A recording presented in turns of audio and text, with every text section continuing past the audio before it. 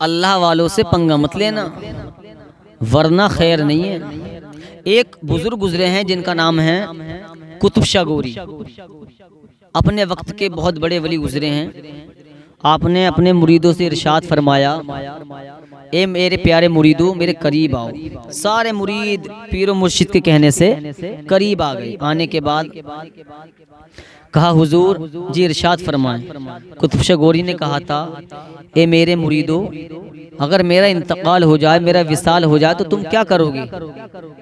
تو کہا حضور جو آپ کی وصیت ہوگی ہم وہی کام کریں گے۔ تو قطب شاہ گوری نے ارشاد فرمایا، اے میرے مریدو جب میرا انتقال ہو جائے تو مجھ کو غسل دینا، کفن پہنانا، جب کفن پہنا کے جب میرا جنازہ تیار ہو جائے تو اس کو کاندھے پر اٹھانا، اور اٹھانے کے بعد چلتے رہنا چلتے رہنا چلتے رہنا۔ جو ان مریدوں میں جو بڑا تھا تو اس نے کہا حضور کب تک چلیں؟ تو قطب شاہ گوری نے ارشاد فرمایا تھا، جب تک چلنا جب تک میرا جنازہ نہ رکے، جہاں میرا جنازہ رک جائے مجھے وہیں پر دفن کر دینا۔ کچھ ہی دن بعد حضرت قطب شاہ گوری کا وصال ہو گیا، دنیا سے انتقال ہو گیا۔ قطب شاہ گوری کے مریدوں نے ان کی وصیت کے مطابق کام کیا، آپ کو غسل دیا، کفن پہنایا، کفن پہنانے کے بعد جنازہ بالکل تیار کر دیا گیا۔ اللہ اکبر۔ جب جنازہ اٹھایا گیا، اٹھانے کے بعد اب چلتے رہے، شام ہو گئی لیکن قطب شاہ گوری کا جنازہ نہ رکا۔ اب 2 دن ہو گئے، حتیٰ کہ 1 مہینہ ہو گیا لیکن قطب شاہ گوری کا جنازہ نہ رکا۔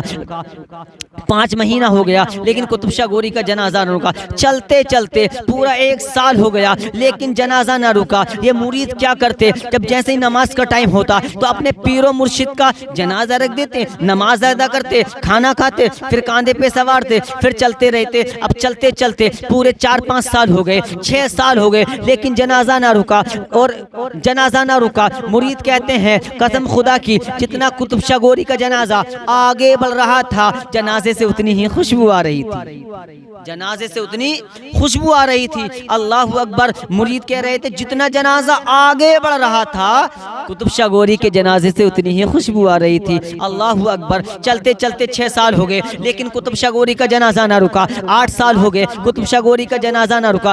10 سال ہونے کے بعد پورے ہندوستان کا جب چکر لگا دیا، اور لگانے کے بعد جب 12ویں سال کرناٹک پہنچ گئے، جب 12 سال ہو گئے یہ کرناٹک کی سرزمین پر پہنچے، اور پہنچنے کے بعد کرناٹک میں ایک بہت ہی مشہور معروف ایک مندر ہے، اس مندر کے سامنے ایک پانی کا حوض ہے، وضو کرنے کا حوض ہے۔ مریدوں نے جنازہ رکھ دیا، جنازہ رکھنے کے بعد وضو کیا۔ اب وضو ہی کر رہے تھے کہ مندر کا پنڈت آ گیا۔ آنے کے بعد کہنے لگا تم مسلمانوں کا کوئی کام نہیں ہے، تم قرآن والوں کا کوئی کام نہیں ہے، اور یہ کیا معاملہ ہے، یہ کس کا جنازہ ہے؟ کہا سنو ہم وضو کریں گے، کھانا کھائیں گے، اپنے پیر و مرشد کا جنازہ اٹھا کے لے جائیں گے۔ کہا جلدی کرنا، اس لیے کہ شام کے وقت ایک رانی آتی ہے جو اس مندر کی مالکین ہے، وہ رانی بڑی چالاک رانی ہے، اگر اس نے تمہیں دیکھ لیا تو مجھے بھی قتل کروا دے گی، تمہیں بھی قتل کروا دے گی۔ کہا ٹھیک ہے پنڈت جی۔ اب مریدوں نے وضو کیا، وضو کرنے کے بعد نماز ادا کی، نماز ادا کرنے کے بعد کھانا کھایا، اور کھانا کھانے کے بعد جیسے ہی فارغ ہو گئے اب جنازہ اٹھانا شروع کیا۔ جیسے ہی جنازہ اٹھایا، قسم خدا کی اٹھانا تو دور کی بات، مرید اٹھا رہے ہیں لیکن اٹھانا تو دور کی بات، ہل تک نہیں رہا، اب ہلنا دشوار ہو گیا، اب نہیں اٹھا جنازہ۔ تمام مریدوں نے طاقت لگا لی لیکن جنازہ نہ اٹھا۔ ادھر مندر کا پنڈت گھبرا گیا کہ یہ جنازہ کیوں نہیں ہل رہا۔ کہا جلدی کرو۔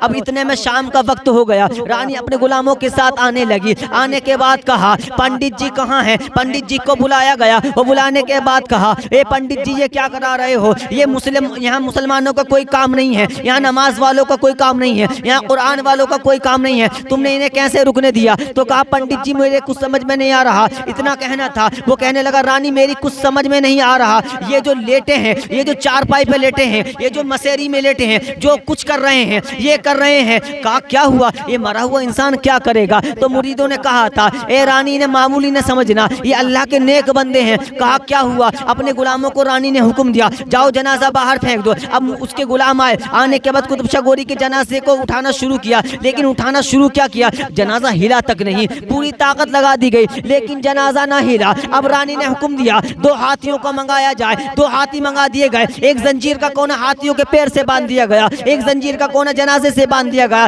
پھر فیلوان کو حکم دیا، اپنے غلام کو حکم دیا اب ہاتھیوں کو ہانکو۔ قسم خدا کو تاریخ میں آتا ہے، کتابوں میں آتا ہے کہ جب غلام نے ہاتھیوں کو ہانکا تو اتنا ہاتھیوں نے زور لگایا، اتنا زور لگایا کہ زنجیر بیچ میں سے ٹوٹ گئی لیکن قطب شاہ غوری کا جنازہ نہ ہلا۔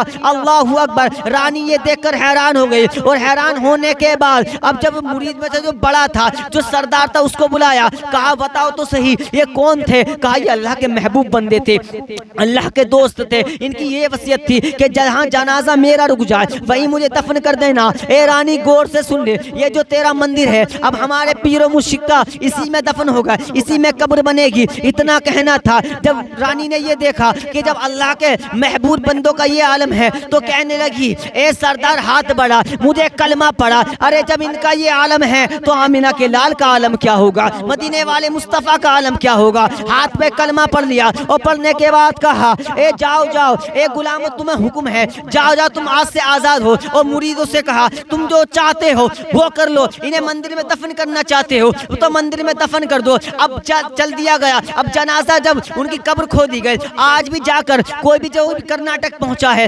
کرناٹک کے اندر شہر کولار ہے، اس کولار کے اندر وہ آج درگاہ بھی موجود ہے، وہ مندر بھی موجود ہے۔ اللہ اکبر۔ اللہ والوں سے نہ لڑا کرو، اللہ والوں سے بغض نہ رکھا کرو۔ آج اگر دنیا قائم دھائم ہے تو اللہ کے نبی کے صدقے میں ہے بیٹھا ہے، کوئی اجمیر میں بیٹھا ہے، کوئی کچھوچھا میں بیٹھا ہے، کوئی کلیئر میں بیٹھا ہے، کوئی دیوا میں بیٹھا ہے۔ انہی ولیوں کے ذریعے ہم جی رہے ہیں۔ اگر یہ ہندوستان کسی کے باپ کا نہیں بلکہ ہمارے خواجہ پاک کا ہے، یہ کسی دنیا دار کا ہندوستان نہیں، یہ ہمارے خواجہ پاک کا ہے۔ ڈنکا میرے مصطفیٰ کا جب بھی بج رہا تھا، اب بھی بج رہا ہے اور انشاءاللہ بجتا رہے گا۔ اس لیے اعلیٰ حضرت فرماتے ہیں سب سے اعلیٰ وہ والا ہمارا نبی، سب سے بالا وہ والا ہمارا نبی۔